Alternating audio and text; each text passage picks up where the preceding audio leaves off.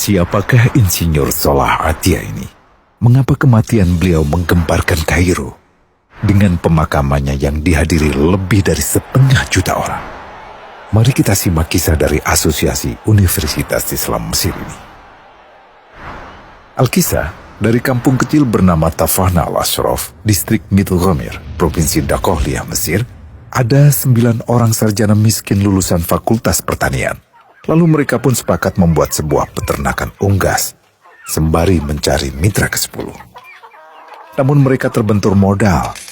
Maka dengan sekuat tenaga mereka kumpulkan dari hasil menjual tanah, perhiasan istri, hingga meminjam. Meski tidak banyak terkumpul, namun mencukupi untuk memulai usahanya. Pertanyaan tersisa, siapa mitra yang ke-10?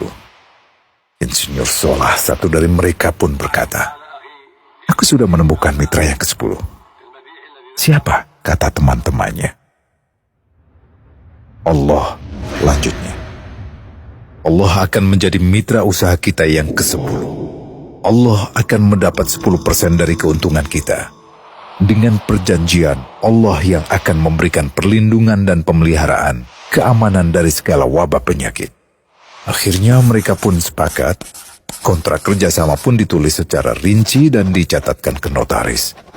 Lengkap dengan peran mitra ke-10 tersebut.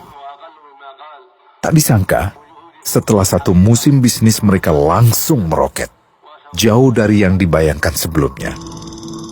Lalu mereka pun kembali bersepakat menambah jatah keuntungan mitra ke-10 menjadi 20% di musim kedua, dan begitu seterusnya hingga mencapai 50%. Lalu bagaimana keuntungan mitra ke-10 itu dialokasikan? Dimulai dengan membangun sekolah dasar Islam putra, lalu lanjut putri, kemudian sekolah menengah putra, kemudian putri. Tambah lagi madrasah aliyah putra, lalu putri. Tapi karena keuntungan terus membanjir, akhirnya dibentuklah Baitul Mal. Dan mereka pun mengajukan ke pemerintah untuk membangun universitas di kampung. Awalnya ditolak dengan alasan tiadanya akses bagi para mahasiswa. Tak berapa lama mereka pun mengajukan pembangunan universitas lengkap dengan stasiun kereta beserta jalurnya dengan biaya mandiri. Akhirnya permintaan ini disetujui.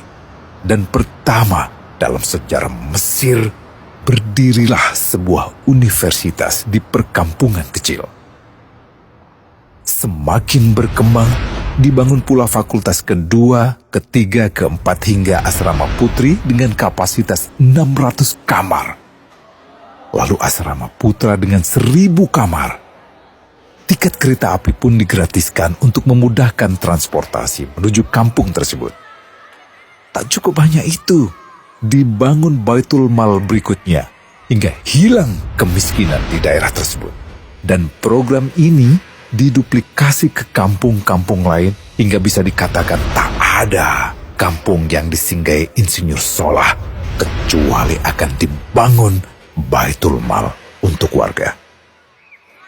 Bantuan pun diberikan untuk fakir miskin dan para janda.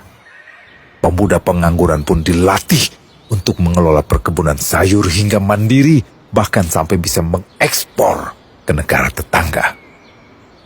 Pada saat panen raya, seluruh penduduk dikirimi paket sayur.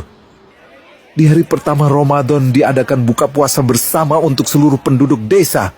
Mereka memasak dan hadir ke lapangan yang dipenuhi beraneka makanan. Disiapkan juga perabotan untuk gadis-gadis yatim yang ingin menikah. Dan ini semua merupakan sedikit dari banyaknya kebaikan yang dilakukan oleh Insinyur Solah. Hingga pada akhirnya disepakatilah keuntungan perusahaan 100% untuk Allah.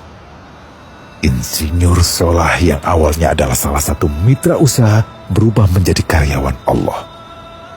Dia hanya menerima gaji, namun dia memberikan Tuhannya syarat agar membuatnya hanya butuh kepadanya dan hanya meminta kepadanya.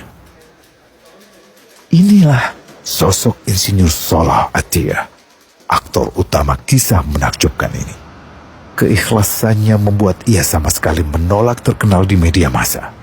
Dan kini, meski orang yang melibatkan Allah ke dalam bisnisnya ini telah wafat, terbayang seluruh amal jariahnya yang selalu mengalir untuknya. Masya Allah. Pertanyaannya, akankah ini hanya menjadi sebatas kisah saja? Atau menjadi teladan bagi kita untuk